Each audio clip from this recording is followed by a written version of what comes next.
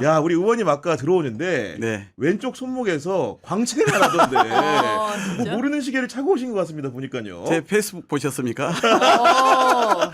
이게 이제 어제 늦은 오후에 네. 우리 원내대표실로 각 의원실에서 의원실에 전화가 왔대요. 그래서 빨리 오늘 중으로 찾아가라. 아. 이게 네. 이제 우리가 그동안 학수고대했던. 오매 불만 기다렸던 예. 이제 이재명 이재명 시계가. 대통령 시계가 어제 왔어요. 야. 그래서 어제 제가 언박싱하고 영상으로 찍었고 야. 오늘 아침에 페이스북에 올렸더니 사람들이 부러가지고 난리래요. 예. 좀 미안하긴 하더라고. 저만 받은 것 같아서. 근데 이쁘다. 근데 예, 디자인도 되게 예쁘고 여기에 대통령 이재명 이런 것도 있지만 뒤에 예. 뭐라고 써 있죠? 국민이 주인인 나라. 오. 저는 이게 더 각별한 게 이게 이제 헌법 1조 2항에 있잖아요. 그러니까 대한민국의 권력은 국민으로부터 나온다. 그러니까 모든 권력은 저기 그렇습니다. 국민에게 있고 네. 주권은 네. 이거 있잖아요.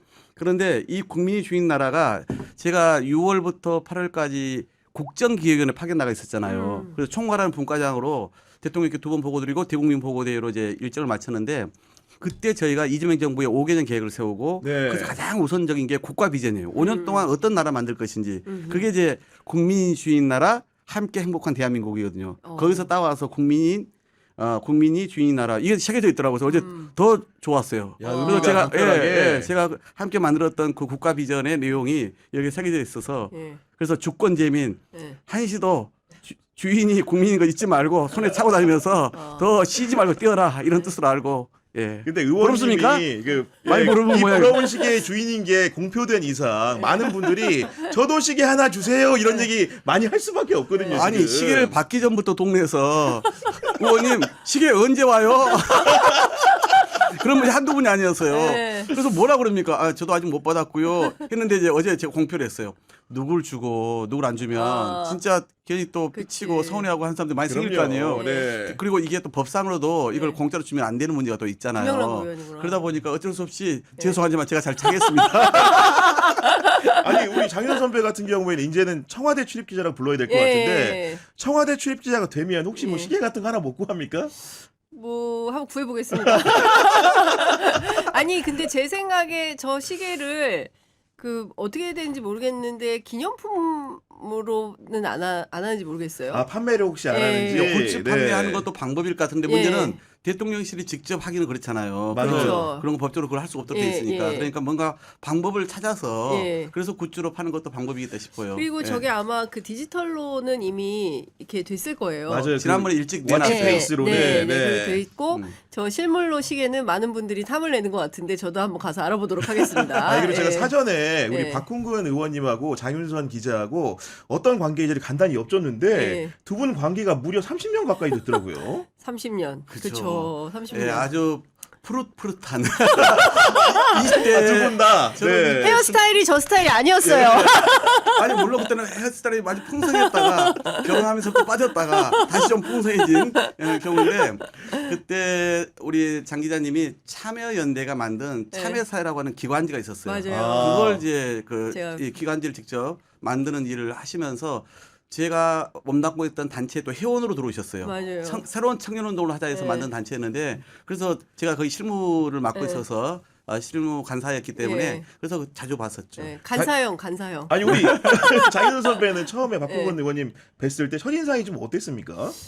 그때 그러니까 그때는 사실은 우리가 다 뭐 학생운동하고 그리고 이제 다시 사회로 나와서 어떻게 살 것인가 고민하면서 이제 박홍근 의원님은 청년운동을 하셨어요. 그렇죠. 그래서 처음에 청년정보문화센터라는 걸 우리가 같이 했고 그 다음에 박홍근 의원님은 KYC라고 한국청년연합을 또 이끄는 주요 청년운동을 하시다가 이제 국회로 들어온 케이스고 저는 이제 뭐 잡지도 만들고 참여연대도 있고 하다가 오마이뉴스 거쳐서 근데 생각해보면 정치의 길로 가시고 저는 언론으로 그렇죠. 그렇게 네. 30년을 살아온 것 같은데 늘 이제 각자 자기 일을 하지만 큰 틀에서는 동지적 관계에 있다라고 저는 생각을 하면서 살았습니다. 그리고 워낙 시민운동 적극적으로 하셨고 맞아요. 네. 또 사회운동 지금도 하신다고 아마 생각하실 거예요. 민주화운동의 연장선에 있고 그래서 제가 요즘 네. 정당 운동하고 있다 그렇게 얘기합니다. 정당운동. 과거는 시민 운동을 했고 네. 제가 청년 운동하다 마지막에 이제 시민사회단체 맞아요. 연대회의 네. 이런 이제 전국 연대 조직에서 일을 하다가 이제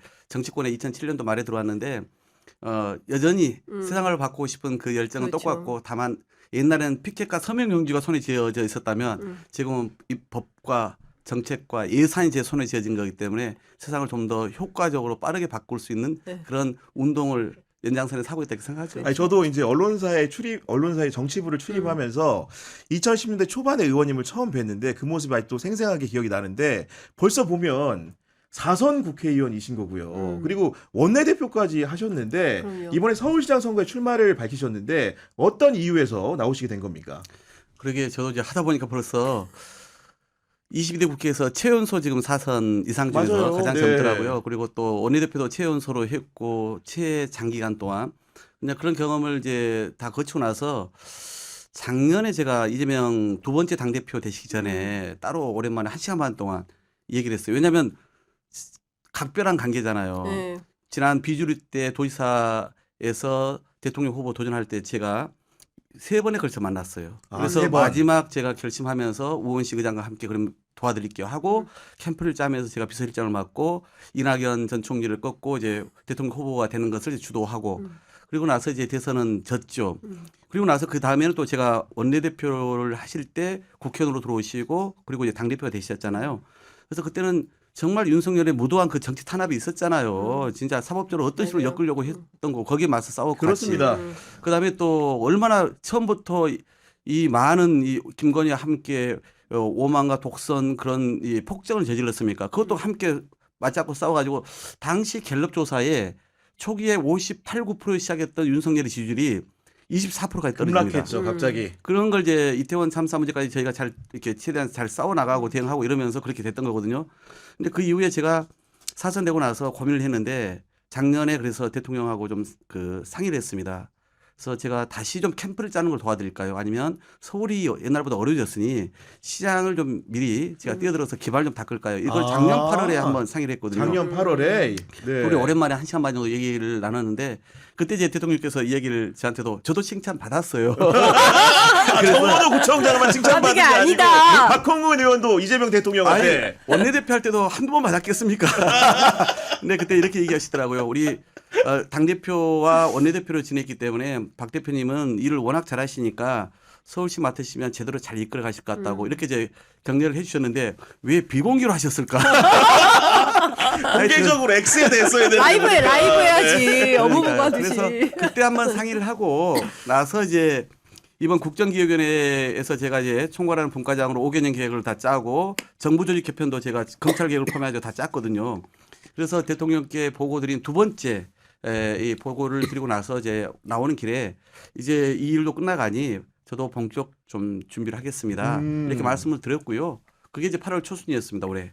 그리고 이제 이번에 회의 순방 갔다 온 날 제가 이제 그 전날 뭐 여러분들한테는 다음날 출마 선언을 합니다 하고 대통령께는 이제 국내 도착해서 용산 가실 때 이제 텔레그램으로 문자로 문자도 드리고 예, 이렇게 드렸습니다. 그래서 핵심은 이런 겁니다. 첫 번째는 왜 출마했냐? 너무 분명한 것은요. 이재명 정부가 성공해야 되잖아요. 이게 이재명을 위한 겁니까? 민주당을 위한 게 아니잖아요. 어떤 식으로 대한민국을 위해서 이 정부가 성공하지 않으면 안 돼요. 경제, 민생, 외교, 안보 모든 면에서요. 그러니까 이재명 정부 성공이 저로서는 매우 중요한 문제고 그러면 이재명 대통령하고 호흡이 맞아야 되고 팀워크가 갖춰져야 되고 유능하면서 이걸 뒷받침할 수 있는 그런 사람이어야 되잖아요. 그런 점에서는 내년 지방선거의 의미는 첫 번째 이재명 정부의 성공을 결정하는 나머지 4년의 국정 동력을 확보하는 선거예요. 네. 그러니까 그런 점에서 제가 적임자다 이렇게 생각을 했고 두 번째는 내란 청산의 과정이 있잖아요. 오늘도 뭐 그런 주제로 우리가 얘기를 나눌 텐데 지금은 그 특검에 이어서 이제 사법적으로 재판이 이루어지고 있지 않습니까? 내년 그렇습니다. 선거도 그 와중에 있을 텐데 여전히 반성 안 하잖아요. 윤석열뿐만 아니라 김건희뿐만 아니라 그 주요 임무자도 그렇고 더구나 국민의힘은 어떻습니까? 적반하장이에요. 그러니 차떼기 했던 한나라당은 그나마 천막당사 치고 당명 바꾸고 지도 바꾸고 그랬잖아요. 네. 그런 걸 안 해요. 오히려 콘그레스 우익 구구 지지층만 보고 있는 거잖아요. 그러니 정책 심판이 내년에 있을 거라고 봅니다. 지방선거는 그런 두 가지 의미가 있는데 여기다 서울 같은 경우는 알다시피 문제가 너무나 많아요. 네. 오세훈 시장이 조선시대 한성 판윤 이래 가장 오래 지금 서울을 책임지고 있잖아요. 그것도 부족하다고 뭘 했는지도 기억도 안 나는데 또 하겠다고 지금 나서려고 하지 않습니까? 왜 오세훈이 나서려고 그럽니까? 두 가지거든요. 하나는 사법 리스크에서 살아남으려고. 야당 시장인데 탄압해요. 여러분 저 구해주세요 하면서 지친 결속해가지고 살아남으려고. 두 번째는 뭡니까? 딱 4년 하고 나면 그동안 자기가 그래도 좀 벌려놓았던 일들을 성과내가지고 대통령 도전하려고. 이 두 가지 목적 때문에 오세훈이 무조건 애길이거든요. 시장 나오려고 하는 게. 그런데 그걸 우리가 자시할 수 없어요. 왜냐하면 본인의 정치적 생명을 지키기 위해서 시장직을 이용하는 게 맞습니까? 안 되죠. 서울에 얼마나 할 일이 많은데요. 더구나 그동안 알다시피 한강버스 포함해가지고 얼마나 많은 일들을 또 혈세를 펑펑 써대면서 그래갖고 지금 전생 행정만 집중해가지고 시민 없는 시정을 펼쳐왔잖아요. 이걸 언제까지 우리가 용납해야 됩니까? 더구나 이제 아들 밖으로 뺏어서 시장직도 한번 내려놨던 사람인데 명태균 게이트 문제 가지고 만약에 또 시작이 된다 쳐요. 중간에 재판 가지고 또 내려놔요. 그럼 서울시는 어디로 가는 겁니까? 결코 용납할 수가 없어요. 그래서 이런 오세훈 시정을 마무리할 사람은 박홍근이다. 강단 있게 그러나 유능하면서 품격 있게 서울을 바꿀 사람은 박홍근이다 생각하고 뛰어든 거죠. 아니 실제로 말씀 길게 해주셨지만은 서울시장 선거가 이번 지방선거에서 가장 중요한 이유가 여러 가지 있지 않습니까? 그렇죠. 사실 국민의힘 같은 경우에는 서울시장 선거에 올인한다. 다 필요 없다. 부산도 져도 된다. 서울만 이기면 된다. 약간 목표의식이 아주 분명하고 또렷해졌어요. 근데 서울을 이기겠다는 사람들의 정치 내용이 저러면 참 곤란할 텐데 여하튼 이제 국민의힘은 이제 그런 결심을 한 것 같고 말씀 주신 대로 서울이 최대 승부처가 됐습니다. 왜냐하면 그 뭐 TK는 변하지 않는 아성처럼 되어버린 지 오래됐고 그러나 최근에는 국정 지지도가 상당히 높아요. 대통령 평가가 그 부산 경남도 마찬가지고 그래서 큰 틀에서 보면 민주당에게 좋은 판이 열렸다. 마치 2017년, 2018년 대선 이후에 있었던 지방선거와 같은. 그러나 그때하고는 상황이 녹록지 않은 이유는 서울이라는 환경이 과거처럼 막 젊음의 도시, 젊은이들이 많이 살고 이렇지 않고 부동산 문제 때문에 대체로 젊은이들은 경기도 외곽으로 빠져나가고 좀 그 고연령 그리고 부자들 그리고 그 강남과 강북을 구분했을 때 강북보다는 강남의 인구가 훨씬 더 많아서 많고. 사실 민주당에게 그렇게 유리한 조건은 아니다. 그럼에도 불구하고 이재명 대통령이 이끌어가는 선거가 될 가능성이 매우 높습니다. 내년 선거는. 민주당이 준비하지만 그 이재명 대통령 국정 운영에 대한 평가, 이재명의 선거가 될 가능성이 높다고 보여지고 그런 측면에서 보면 호흡을 같이 맞춰왔던 그리고 맞출 수 있는 그런 후보가 상당히 그 뭐 혜택을 많이 볼 수 있겠죠. 그 최근에 이제 정원호 청장을 왜 띄우냐 원포인트로 뭐 이런 이제 그 여러 가지 언론의 분석이 나오는데 제가 어제 대통령실 물어보니까 글쎄요, 알 수는 없지만 판은 좀 커진 거 아닙니까?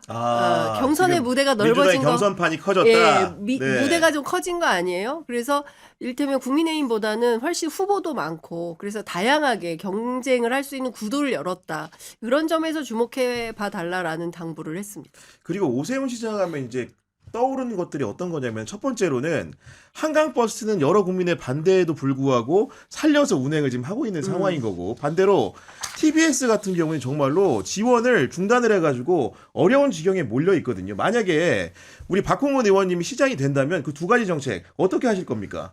한강버스는 이 사업을 기획하고 추진하는 과정도 살펴야 되지만 특히 SH 전혀 이 주택과 도시와 관련된 일을 하는 SH에다가 이 일을 맡기잖아요. 그것도 납득할 수 없는 지점인데 제가 듣기로는 해양경찰청에서 지금 수사를 고발 사건으로 하고 있는 것이 선박 건조 과정에 대한 거라는 거예요. 건조 과정. 예. 네. 저는 분명 문제가 있다고 생각합니다. 가령 이번에 잠실 선착장 부근에서 사고가 나서 멈춰섰던 적이 있지 않습니까? 보통은 선박 이 밑에다가 이 스크류를 만드는 데 있어서 이것을 이렇게 수명이 낮은 데 같은 경우는 안으로 내장형으로 만드는 게 돈이 좀 들더라도 시간이 걸리더라도 그렇게 해야 되거든요. 근데 이걸 빨리 내놓으려고 밖에다가 이렇게 만들었다는 거예요. 그러니까 가서 밧줄에 걸리기도 하고 모래 부딪히기도 하고 이런 일이 벌어졌잖아요. 그런 걸 포함해서 선박 건조 과정을 수하고 있는데 뭔가 나올 것 같다는 느낌이 들어요. 그래서 저는 만약에 제가 시작된다면 일단 우선적으로는 전면적으로 이런 아까 얘기했던 이 사업의 기획이나 추진의 과정도 다 살펴봐야 되겠지만은 바로 감사에 착수한다 생각합니다. 서울시 예. 차원의 감사가 예, 필요하다. 그래서 감사에 착수해서 이 절차상 문제가 없는지를 봐야 되고요. 특히 안전성 문제가 검증될 때까지는 중단시키는 게 합당하다 생각합니다. 그래서 그 결과를 보고 만약 비용만 소모되고 효과는 없고 안전도 확보 안 되면 그건 과감하게 폐기해야 되는 거 아닙니까? 시민의 생명보다 더 중요한 게 있어요.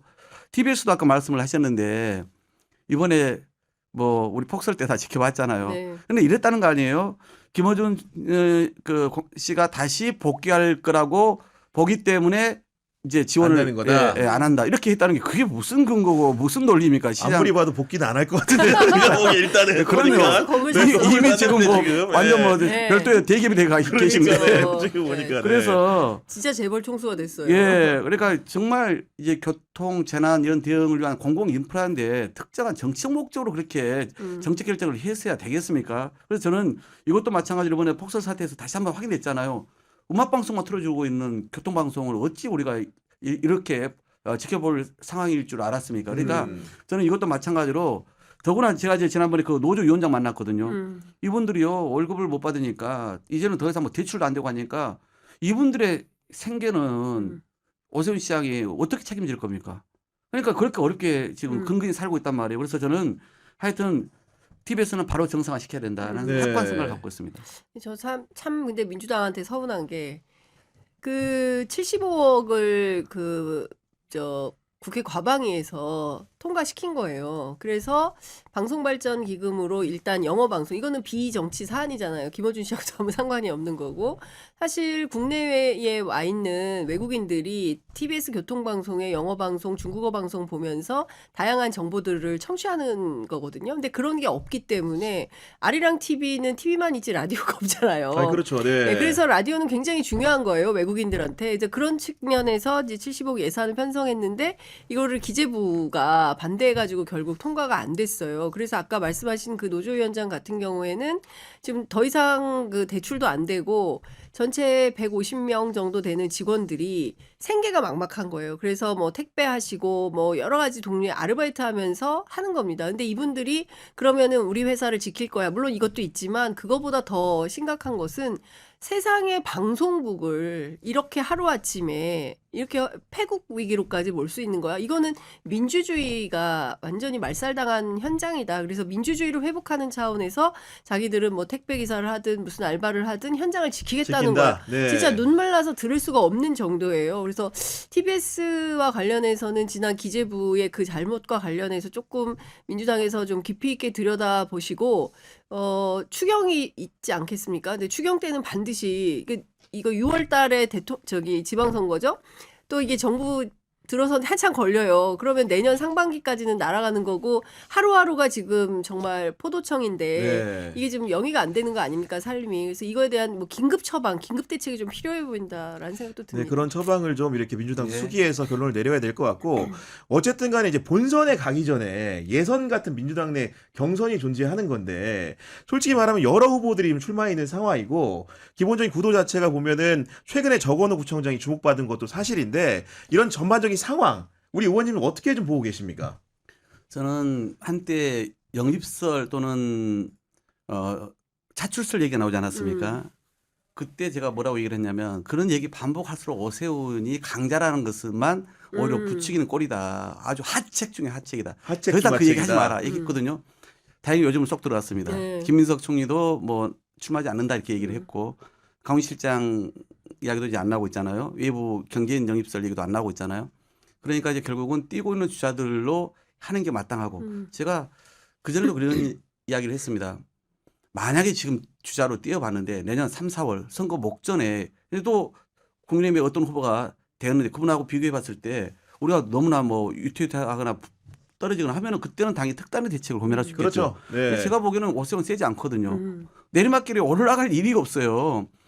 아니 5선 시장 도전할 사람 정도가 인지도가 이 정도 안 나오고 오히려 지금 20 몇 프로 지지율 나오는 게 너무 낮게 나오는 거죠. 그게 뭐가 셉니까? 오히려 아까 말씀드린 명태균 그 리스크 때문에 사법적으로 어떻게 처리될지 모르고 한강버스를 포함해가지고 그동안에 이런 여러 가지 문제점에 대해서 이제 국민들의 시민들의 피로감이 이제 생기고 그런 실정을 알게 되었단 말이죠. 그러니까 요즘 나경원 후보가 엄청 다녀요.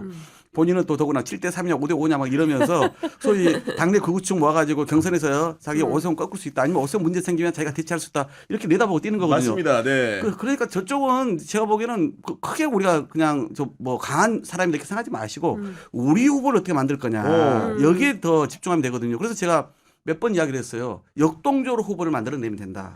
아주 흥행을 일으키면서 만들어내면 된다. 이렇게 얘기를 했거든요. 가령 예선에서는 잘 이겨내는데 본선에서 지면 안 되잖아요. 그러니 각 후보에 대해서 공개적으로 유튜브 같은 걸 통해서 인사청문회 같은 거 하자, 검증도 하자, 도덕성도 또는 권역별로 돌아다니면서 정책 토론회 같은 거 하자. 토론회도 별도로 그래서 열고. 각 권역에 대한 또 서울시 전체에 대한 비전도 발표하게 하자. 그래서 정책 역량 검증하는 것이죠. 근데 이게 아마 제가 보기에는 청문회는 아니지만은 공개 면접은 할 것 같고 또 권역별 토론회도 될 가능성이 있는 것 같아요. 그리고 숫자가 많으면은 두 개 조로 편성한다는 거예요.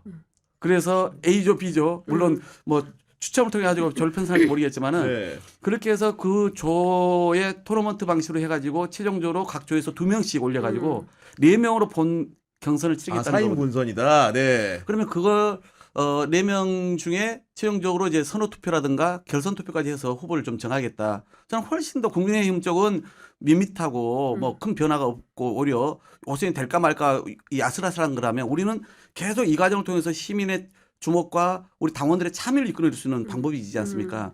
그래서 저는 후보를 만들어내면 누가 되든지 오세훈을 꺾고도 남는다라고 저는 확신을 해요. 이 이야기를 제가 오래전부터 해왔습니다.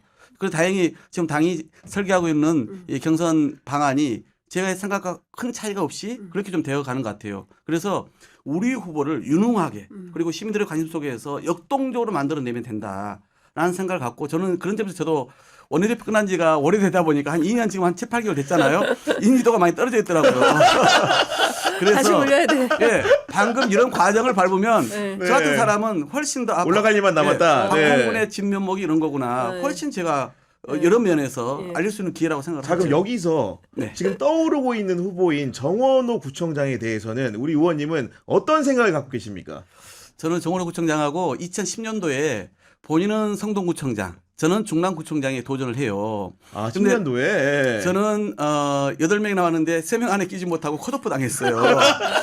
그리고 정원호 구청장도 경선에는 들어갔다가 뭔가 경선에 문제가 생겨가지고 아예 다른 사람으로 교체가 되면서 선거에 못 나갔어요. 그래서 이제 저에게는 아주 가까운 제가 형님 사석에서 그런 분인데 아, 나이가 더 미치세요? 제가 알죠. 우리 당연히. 의원님. 아, 사선 아, 제가 최연소 지금 사석이라니까요. 그렇구나. 그렇구나. 예. 그래서 이제 정원호 청장께서는 그 다음에 2014년도에 구청장 되셔가지고 일을 잘 해오고 계신 거고 저는 이제 2011년도에 박원 시장이 시민운동 하다가 이제 접고 시장 되신 걸 도와드리고 나서 되신 걸 보고 저는 바로 나는 국회의원 도전을 하겠다 싶어서 양정철 그 유명했던 선배를 꺾고 양정철 맞아요. 비서관 네. 또 오선의 김덕규 전 부장님을 이제 경선에서 저도 꺾고 제가 이제 공천을 받아서 턱걸이 0.9% 차이로 제가 그때 됐거든요. 그러니까 저는 그래서 정원호 구청장하고는 그때부터 아니 그 전부터 사실은 보좌관 하실 때부터 제가 잘 알고 있었고 워낙 사람 좋은 걸 제가 일 잘하는 걸 알고 있으니까요. 그래서 저는 이번에 대통령께서 갑자기 칭찬했잖아요. 근데 물론 대통령은 칭찬 많이 합니다. 장관들도 칭찬하고 뭐 우리 옛날에 당자들도 공개로 칭찬도 많이 하고 그랬어요. 그러니까 본인이 이렇게 단체장 출신으로서 단체장들도 좀 더 주목받고 좀 잘 됐으면 좋겠다는 마음이 왜 없을까요?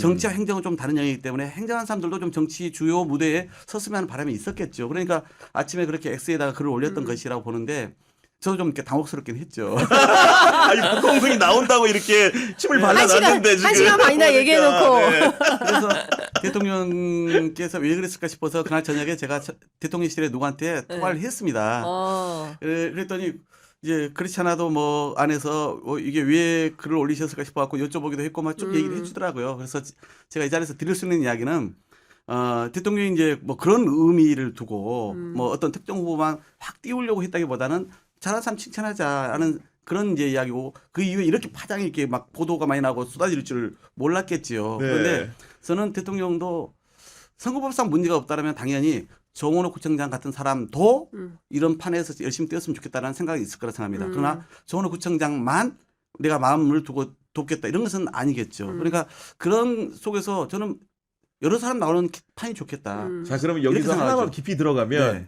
우리 의원님이 정원호 구청장보다 훨씬 더 경쟁력 있다고 생각하는 부분에 대한 답변을 좀 듣고 싶거든요. 많은 분들이 듣고 싶어 합니다. 예, 저는 중앙 정치의 경험과 지방 정부의 경험은 다를 수 있다 생각합니다. 그리고 사선을 서울에서 연달아 국회의원을 하면서 가졌던 또 서울에 대한 시정의 이해도가 있어요. 뭐 알다시피 제가 전 시장과의 관계 속에서 여러 가지 시정을 좀 직간접으로 살펴봤던 경험이 있으니까요. 달리 말씀드리면 자치구청의 이 업무와 서울시정은 대한민국 작은 정부입니다. 그만큼 방대한 권한을 행사하면서 강력한 리더십을 또 펼쳐야 되는 측면이 있단 말이죠. 그래서 저는 중앙정치의 경험도 매우 필요하다고 보는 편이에요.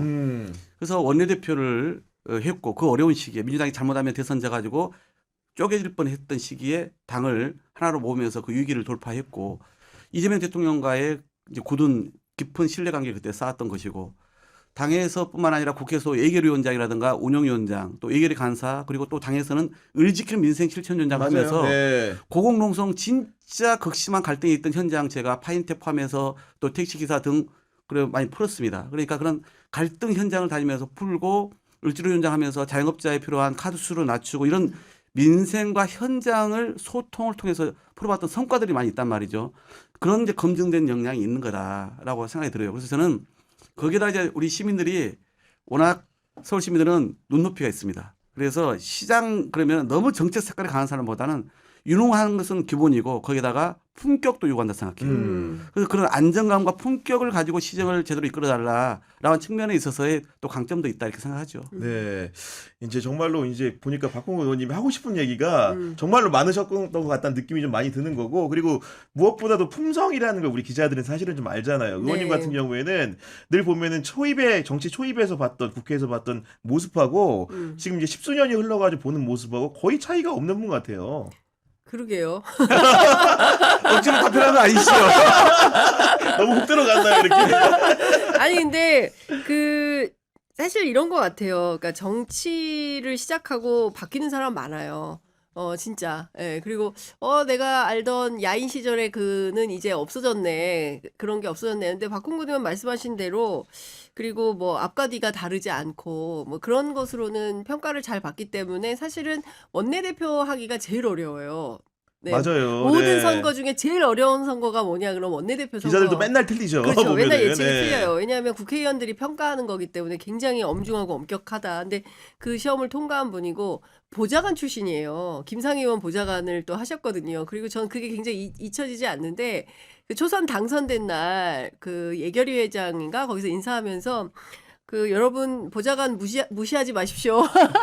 보좌관도 국회의원 될 수 있습니다. 이 얘기를 했어요. 그랬구나. 예, 저 그 맞죠? 그 얘기했던 게 기억이 나는데 하여튼 그런 정도로 자기가 처음에 왜 출발했고 정치 왜 시작했고 그리고 왜 하는지 저는 그게 되게 중요하거든요. 근데 그거 잃어버린 사람들 상당히 의외로 많습니다. 그러다 보면 좀 완전히 초심을 잃었는데 이런 분들 저희들이 이제 골라낼 수 있거든요. 근데 그런 측면에서 보면 박홍근 의원은 꾸준히 그 생각 고민이 깊어요. 그래서 일각에서는 그런 얘기예요.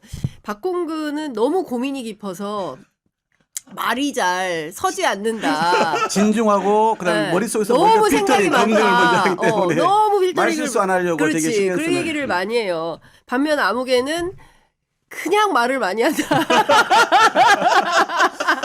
그렇게 얘기를 하긴 하죠. 그러니까 네. 사실 정치권에 지금 그 특히 이제 서울시장 출마자들이 굉장히 많고 이분들이 이제 토너먼트 방식으로 올라올 거고 그 과정, 그 엄청난 검증 과정을 뚫고 올라오는 거거든요. 근데 그 중에서 누가 최종 승리자가 될지 그리고 그분이 결국에는 서울 시민의 어떤 선택을 받게 될지 저는 그 과정 자체가 드라마가 될 거다. 그리고 드라마일 수밖에 없다라고 생각하는데 응원합니다. 아이고 감사합니다. 이건 억지가 아니라 진심인 것 같아요.